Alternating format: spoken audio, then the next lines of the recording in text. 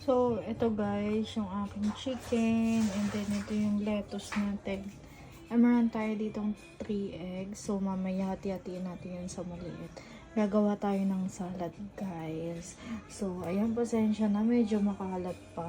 And then, ito guys. Ayan, papalaman ng kapatid ko guys sa may bread.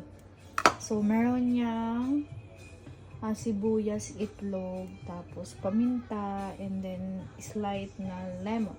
Konting lemon lang guys. And then itong chicken, marinate ko lang siya sa paprika, asin, and then paminta. So, taste natin. Kim? Dudurugin mo yan? Dudurugin. Yun, sihalo ko salad. So, ayan, ihalo ko sa salad dyan. So, bali, gagawa tayo ng chicken salad.